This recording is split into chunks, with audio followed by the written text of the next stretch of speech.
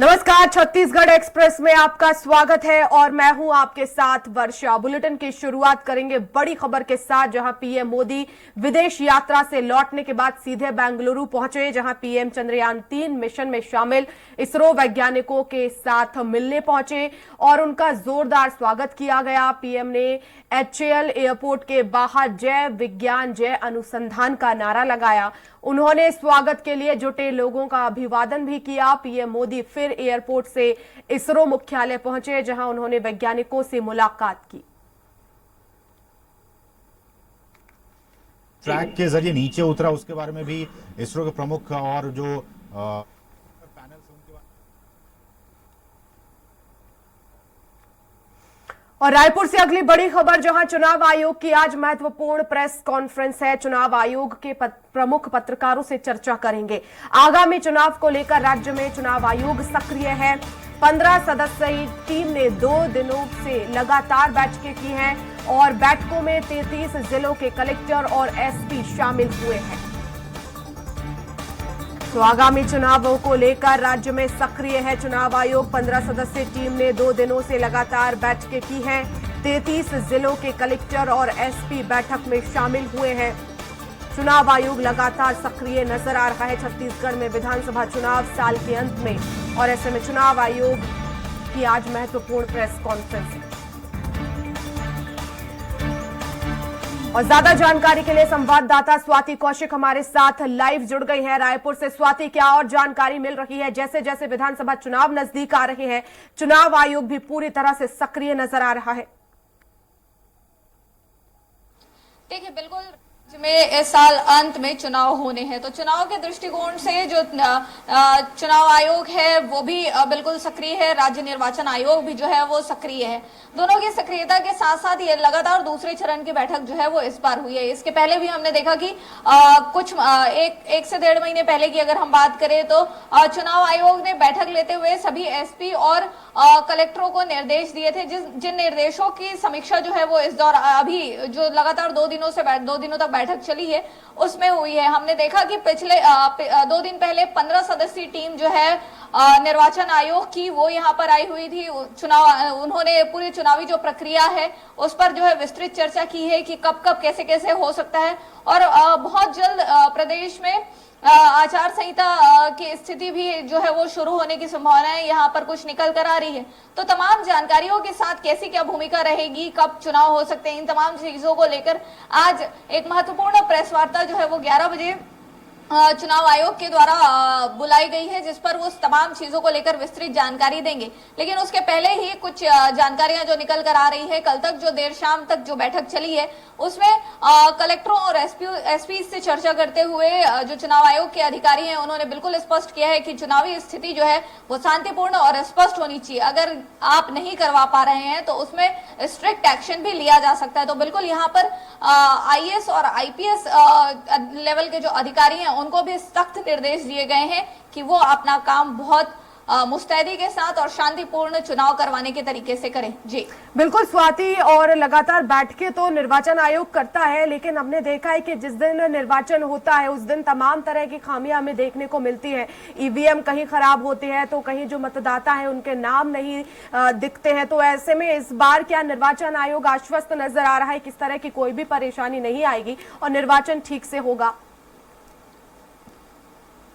जी देखिए, बिल्कुल निर्वाचन की जो प्रक्रिया है उसको पूरा करने के लिए, मतदाताओं का किसी का नाम ना छूटे उसके लिए पहले से ही प्रदेश में अभियान जो है वो चलाया जा रहा है। 31 अगस्त जो है वो आखिरी तारीख रखी गई है जिसमें नाम लोग जो है वो जुड़वा सकते हैं।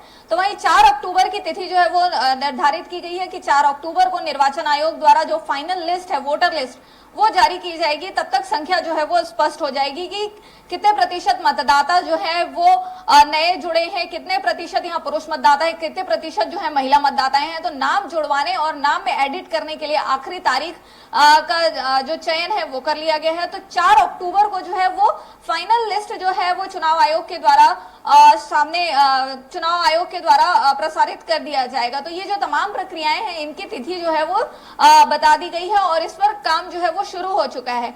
तो ये जो चुनाव शांतिपूर्ण कराने की और जो छोटी छोटी खामियां जो निकल कर आती हैं उसके लिए चुनाव आयोग, निर्वाचन आयोग, ये दोनों ही जो है वो मुस्तैदी से काम कर रहे हैं। लेकिन फिलहाल ये जो 2 दिवसीय बैठक हुई है, लगातार जो बैक टू बैक बैठक चली है, दिल्ली से 15 सदस्यों की जो टीम आई थी, उन्होंने प्रदेश में शांतिपूर्ण ढंग से और लोगों को जागरूक करने के लिहाज से, चुनाव के लिए, वोटिंग के लिए जागरूक करने के लिहाज से जो काम प्रदेश में किए जा रहे हैं उसको लेकर खासी स्ट्रिक्ट जो चर्चा है वो की है। जी बिल्कुल, बने रहिएगा स्वाति, खबरों पर आगे भी अपडेट्स लेंगे। और रायपुर से ही अगली बड़ी खबर, जहां प्रदेश में स्वास्थ्य कर्मियों की हड़ताल लगातार जारी है। 5 सूत्रीय मांगों को लेकर अनिश्चितकालीन हड़ताल पर कर्मचारी हैं। वेतन विसंगति और कोरोना भत्ता समेत आपको बता दें कि अपराधों पर रोक की मांग है। तूता धरना स्थल पर स्वास्थ्य कर्मी हड़ताल कर रहे हैं। अपनी मांगों को लेकर हड़ताल पर है स्वास्थ्य कर्मी। और स्वाति हमारी संवाददाता लगातार बनी हुई है। स्वाति, एक बार फिर से स्वास्थ्य कर्मी हड़ताल पर है, लेकिन इंतजार है कि आखिर सरकार से उनकी बात कब होगी। कई ऐसी मांगे हैं, लेकिन किन मांगों पर विचार हो सकता है? सरकार की कुछ तैयारी इसको लेकर? जी देखिए, लगातार ये आज 6वां दिन है लगभग, अगर हम शुरू हुए हड़ताल को देखें तो 6वें दिन का हड़ताल जो है वो लगातार 6 दिनों से चल रहा है। लोग इस बीच स्वास्थ्य कर्मियों ने मुख्यमंत्री निवास के घेराव की कोशिश जो है वो कर ली है। तमाम अधिकारियों ने उनसे बात करने की कोशिश कर ली है। स्वास्थ्य सचिव लेवल पे जो है वो बात करने की कोशिश की जा चुकी है, लेकिन ये बातचीत का दौर जो है वो लगातार विफल है और स्वास्थ्य कर्मी जो है वो अपनी मांगों पर अडिग है। इनके जो 5 सूत्री मांगे हैं उसमें से 3 महत्वपूर्ण मांगों की अगर हम बात करें तो वो वेतन विसंगति की मांग कर रहे हैं, कोरोना काल में जो उन्होंने काम किया है उसके भत्ते की मांग कर रहे हैं, जो आपराधिक घटनाएं उनके खिलाफ होती हैं उस पे रोकथाम की जो मांग है और उसके लिए कोई पुख्ता कानून की मांग जो है, इस टाइप की मांगे जो है वो निकल कर आ रही हैं उनकी तरफ से। लेकिन लगातार इन मांगों को लेकर जो उनकी चर्चाएं प्रशासन से हो रही है वो लगातार विफल है। पिछले दिनों हमने देखा कि वो किस तरीके से मुख्यमंत्री निवास का घेराव करने हजारों की संख्या में स्वास्थ्य कर्मी जो है वो तूता धरना स्थल पर एकत्रित हुए थे, उनको वहीं रोक दिया गया। लेकिन उसके बाद जो है वो प्रशासन की तरफ से अधिकारियों ने उनसे चर्चा करने की कोशिश की, वो चर्चा भी नाकाम रही। लेकिन उसके बाद फिर से दोबारा कोशिश की गई, लेकिन वो चर्चा भी नाकाम रही। तो इन चर्चाओं के नाकाम होने की एक्चुअल वजह जो है वो स्वास्थ्यकर्मी और प्रशासन के बीच की बात हो जा रही है। लेकिन यहाँ पर कहीं कोई एक असमंजस की स्थिति दोनों ही तरफ से बनी हुई है कि आखिर इनकी मांगे जो है वो किस तरीके से पूरी की जाए। क्योंकि इसके पहले भी जब सरकार की तरफ से भत्ता और सारी चीजों को बढ़ाने की जब बात हुई थी, जब अभी हमने कुछ दिनों पहले देखा कि विधानसभा सत्र के दौरान जो है वो कर्मचारियों के महंगाई भत्ते से लेकर कई तरह के जो अनाउंसेस होते हैं उसमें वृद्धि की गई थी। तो इस तरीके की वृद्धियों के साथ इनको भी नया वेतनमान जो है उसमें नया जो वेतनमान है उसमें भी चीजें जो है वो निकल कर आई है। उसके बाद वेतन विसंगति की बातें अभी यहाँ पर लगातार चल रही हैं, लेकिन यहाँ पर कहीं भी अभी प्रशासनिक तौर पर और स्वास्थ्य कर्मियों के बीच कोई पुल बनता नहीं दिख रहा है। लगातार बातचीत का दौर है वो विफल होता दिख रहा है। तो ये तो, और इस बीच स्वास्थ्य मंत्री का ये एक बयान भी निकल कर सामने आता है वर्षा कि इलेक्शन ईयर है और स्वाभाविक है इस तरह की चीजें जो है वो निकल कर सामने आना। लेकिन वहीं हजारों की संख्या में ये स्वास्थ्य कर्मी है, आंकड़े छोटे नहीं है, आंकड़े बड़े हैं और लगातार इनके जो स्वास्थ्य कर्मियों के हड़ताल में जाने की वजह से कई तरह की जो स्वास्थ्य सेवाएं हैं वो प्रदेश में बाधित हो रही है। तो ये अभी देखने वाली ही बात हो सकती है कि किस तरीके से प्रशासन इनको मना पाता है या प्रशासन के द्वारा दिए गए आश्वासन पर ये भरोसा कर पाते हैं। जी बिल्कुल, बने रहिएगा स्वाति।